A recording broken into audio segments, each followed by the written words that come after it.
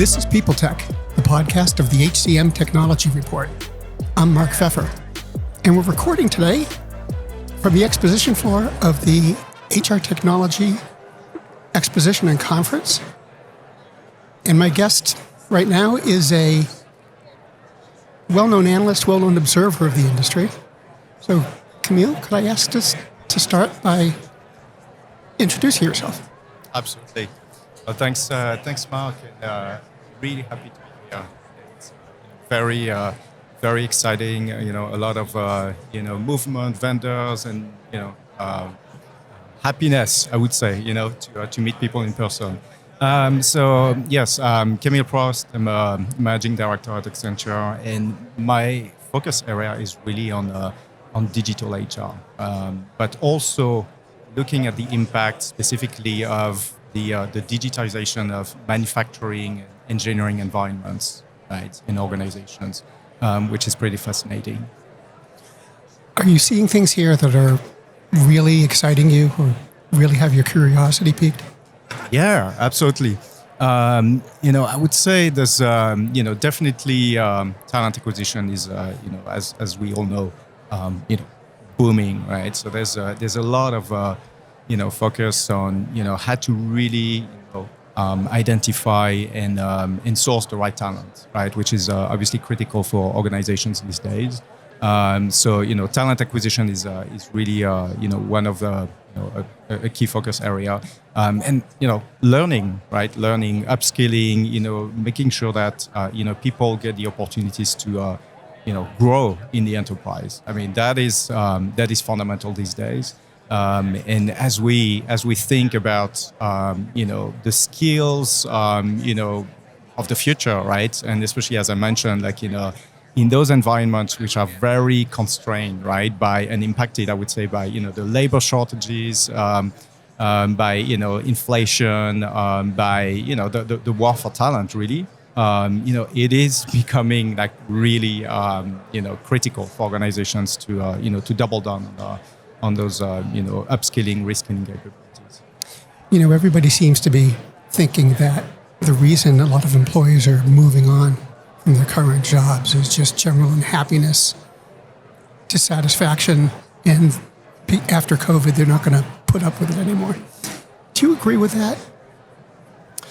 Well, there is definitely some noise, I would say, in the market, right, around people leaving companies, trying to find better jobs, better pay, in the market.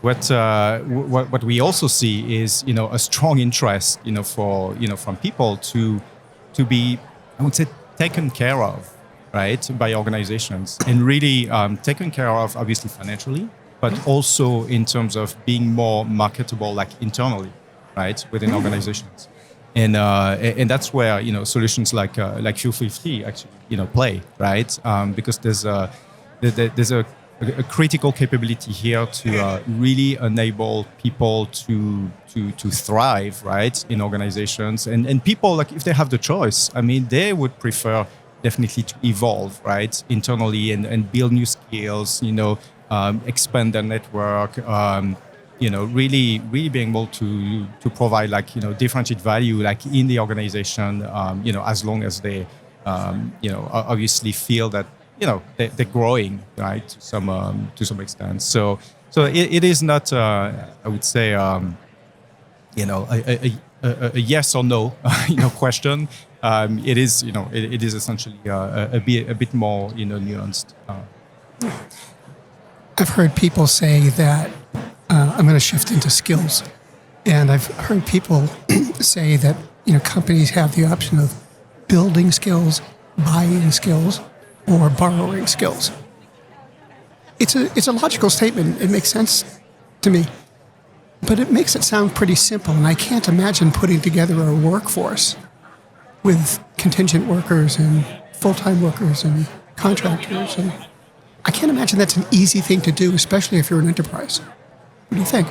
Absolutely, and I would say it's all of the above, what you mentioned, but it's also, I would add, the bot component, right? So, and what I mean by bot is, bringing more like, robotics capabilities, right? And AI and, this type of, sort of automation, right? In the, to work essentially like, along with humans. So yes, I mean, there's definitely, a sort of balance, right? To find between those different components. And there's organizations where it's becoming, absolutely, a matter of survival, I would say, right? If you take, the industrial revolution, going on with all the digitization of, manufacturing plants, for instance. I mean, the work of, let's say, maintenance or, assembly technicians are evolving, right? So they're evolving to be more like, digital savvy, right? So how do you do that? Like, what is the strategy? Do you need to hire like, new talent? Do you need to, reskill your talent? And how do you actually, how do you do that? Like, how do you identify, the skill gaps, right? And what career options, can you sort of reposition your talent on, right? So there's definitely like this, hiring component. There's also like a big development, component and focus, right? And again, that's where, Fuel 50 is a leading solution in that space, right? To position like the talent on new gig opportunities or longer term sort of journeys, right, in the organization. And the last piece really, obviously contingent workforce is also a key focus area. But the bot components that I mentioned, like how do you actually learn to work with robotics or leading edge capabilities like let's say for an engineer like learning to work with digital twins, right? How do you actually work with that, right? I mean, it's not something that you know by nature, right? So you have to learn new skills. You have to learn on the job. You have to essentially be upskilled in either through gig opportunities, but also some learning pathways. I'm wondering about the role of technology in all of this. Learning management systems, LXPs have been growing in importance and sophistication over the last 5 or 6 years. The general vendors are doing more to incorporate and integrate outside tools to give them a wider offering. What do you think? How are all of these dynamics going to change the approach of employers as they plot their technology? Yeah, that's a great question. So technology is, as you mentioned, obviously, the enabler, right, of all those new capabilities and really the momentum, right, building the momentum for your workforce evolution.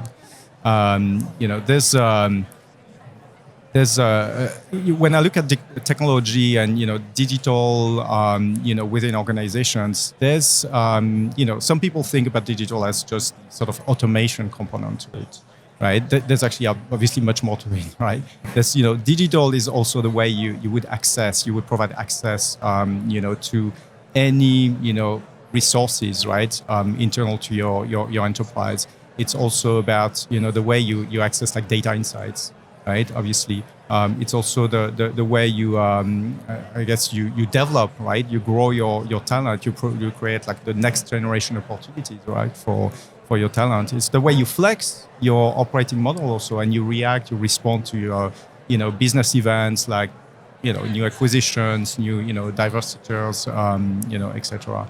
And it's also the way you listen to your employees, right? So all those components are really part of the, I would say, the digital spectrum, right? Beyond just automation, right? So, when I think that, and that's probably the, how the expectations from employees are evolving, right? When I say employees, like it's also like business leaders, right? Driving like, business units or, factory plants, etc. Like really having those capabilities at their fingertips, right? To really access like workforce insights, but also like have the ability to develop their talents, right? Which is becoming fundamental. And there's no shortage of data being output today. And I always wonder, and I never seem to get a good answer, but are the line managers, the middle managers in a company, are they able to make intelligent use of the data, or are they being kind of left behind? Yeah, that's a very good point. So there is, obviously data is as good as you want it to be, right? So there's definitely data is not going to be clean, usable, just by nature, right? So you need to when you think about data, you need to think about all the the governance, right, that goes along with it. You need to think about the processes, the policies, etc. And middle management has a key role to play in that, right? Obviously, like employees, right, making sure like they maintain the quality of their own data, but line managers also have a role to sort of infuse, I would say, in the organization the needs for having some clean usable data that they can sort of use, right, in terms of insights. I think there's definitely a learning component, right, for middle management to learn how to essentially make use of those data insights, right? If you think about let's say workforce optimization in a manufacturing area, how do you, like, and when you think about like the schedulers, for example, like the supervisors, like, who have to schedule like work shift, etc. How can they do that, right, with the right data insight? I mean, it's a learning process, right? With smart technologies, for like workforce management, workforce scheduling, you need to obviously be trained, right, and become proficient. So there's definitely an investment from organizations to on the sort of middle management layer also, to unlock the power of data. Now, stepping back a little bit, just want to ask you something about the industry as a whole. Is there anything that you're seeing here that's really got you excited, that you think is going to have a major impact on how people manage their workforce and do their work? Yeah, there's a lot of exciting technologies. I would say, especially as I mentioned in the first place, like on two major themes, right? Talent acquisition, but also talent management, talent mobility, right? And the two obviously are completely tied together, right? So I think that's probably the most exciting sort of areas, right, to be laser focused on, right now, and that's what our clients, are talking about, quite frankly, right now. There's, I think there's probably a theme that I would love to see more, and probably at some point it will come. It's more about what we call digital twins, right, in the was sort of the people space, right? And some organizations are going there, right?